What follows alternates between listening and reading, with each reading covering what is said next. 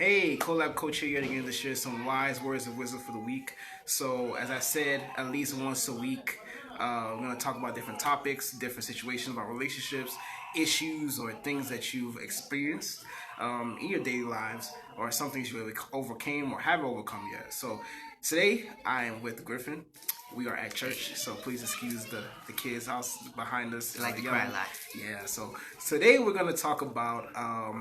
I know. Well, if you don't know who I am, I'm a collab coach. I focus on relationships, but not only intimate relationships, relationships with your friends, families, neighbors, co-workers, and the most important relationship of all, with yourself. So I am doing a promotion this month for January, trying to get five new clients for this month. So 50% off any coach packages. Message me if you want more details. So me and Griffin's here today, and we're going to talk about cultures and relationships, how to deal with someone that you have a particular culture and the person maybe you're in a relationship with, dating, or married to have different cultures. How do you deal with that? So my question to Griffin is that have you ever experienced that? You having one culture and you want to be with someone that's a different culture? Was there any conflicts, any issues? I mean, yeah. Well, I never experienced it like full hand, but I guess I come from a different culture, and I guess I try to suppress it sometimes, so that I don't know. I can feel like as if I don't try to be around the bush, but I do try to suppress it a lot to the point where like I try to be more comfortable with that other person's culture, and I kind of hide my own. So that always plays a big conflict because then when it comes to like when something becomes really serious, then I have to start bringing other things from my other cultural sphere into the relationship, and that becomes too stressful. It plays bad in my head, and then afterward the relationship falls apart. So because of that, I've noticed that it's not just me, but a lot of people have been through something similar. So I guess my thing about being from two different cultural spheres is that you guys gotta come. You gotta come at face value. You gotta let them know where you're coming from, and they gotta know where they're coming from, and then you guys talk about it. And there might be some similarities, there might be a whole bunch of differences, but if you guys are willing to work it out, I think it's a beautiful thing. So yeah. Perfect.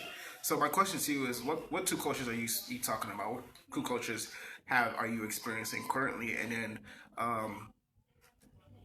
let's talk about those two cultures as far as what are there two different ideals and dynamics within relationships, things that are really like profound in those two relationships. I mean, so I think mine's was before. When most people see me, they don't realize that I'm actually African. So, and I guess I never bring it to the forefront. And I know how my parents act. So I guess that's one of the very few things I ever try to bring up to the forefront of a relationship. And so I just act the way I do, but it's kind of, I don't know, it's like when you're out there, you're one person, but then when you're home, you're different in that kind of direction. So when my friends that are at home, they know me like I'm goofy or like I'm this. But when I'm outside somewhere like in school or something, everybody think I'm just quiet and reserved, which is not the case, And so I guess for me, it was personally learning how to accept my own cultural spheres and being okay with, being how I am in front of everybody regardless. Because, some people, like, they may act one way in front of, like, their church people. And then when they're outside, they're acting all different. So then when somebody sees them, it's like, that's not him. That's not their character. And I guess it's that internal cultural, like, class that you have with yourself.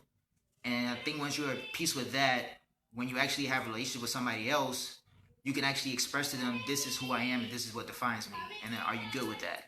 I think that's what it is. So you talk about acceptance a lot, as far as you had to learn to accept your African culture, and especially here being in America.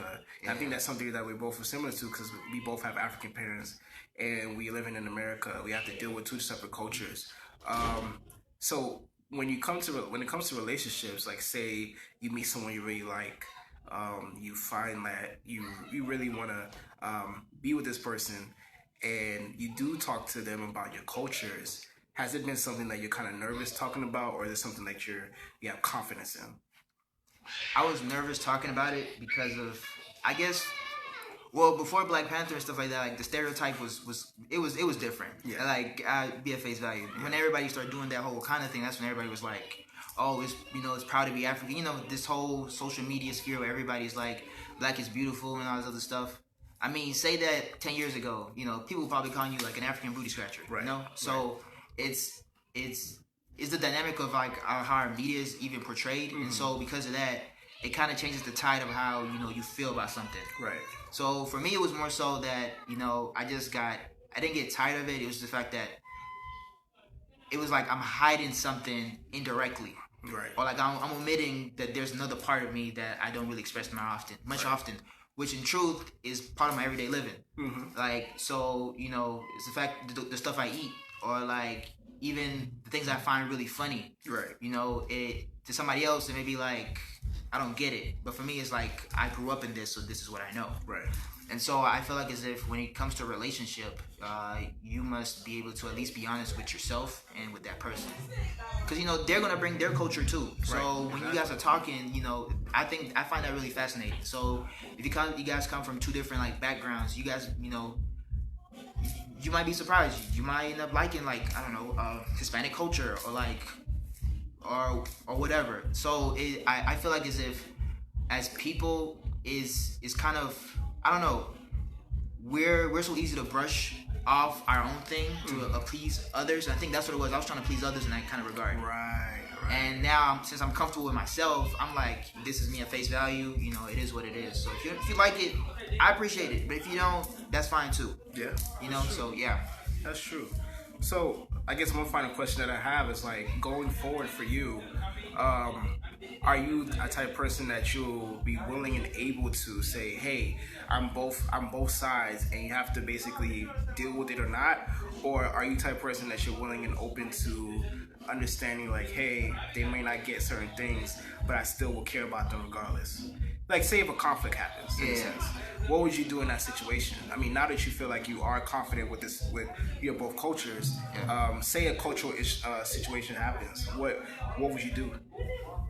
Well, I'll just come up from, because I've seen that with like, it doesn't have to be with like your significant other or like your girlfriend. It can be like even with like your own parents. Right. Like, I know sometimes when my dad used to get on me and my brother, like my brother would go off and then he would get mad.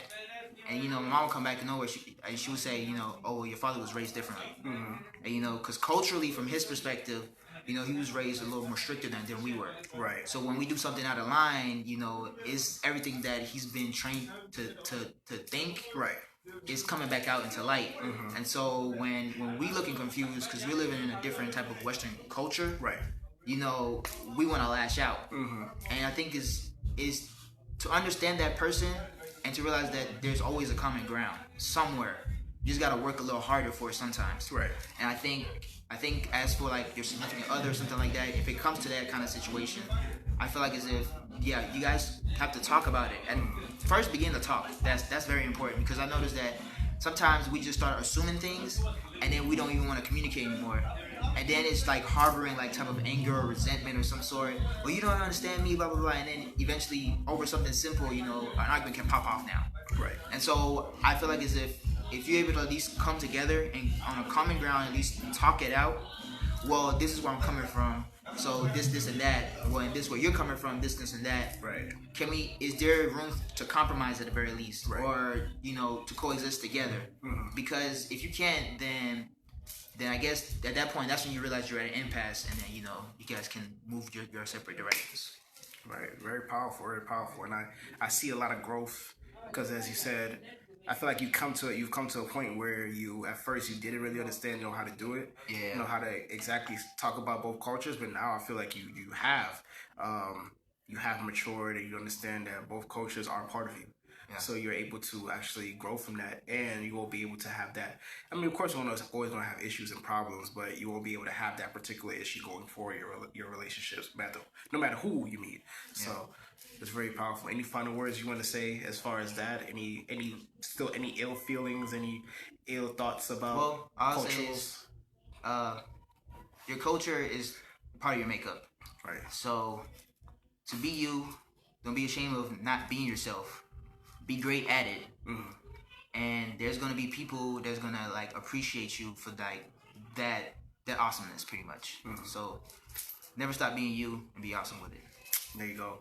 Hey, as I said, I'm doing this every week. If you do want to join us, you want to join me, having a situation or conflict or problem that you dealt with in relationships, please message me. And also, I am the Colab coach. I focus on relationships, but not only intimate relationships, relationships with your friends, family, neighbors, co-workers, and the most important relationship of all, with yourself. I am doing a promotion this month in January, 50% off any coaching package you choose. Contact me for more information. Until next week, have a wonderful week.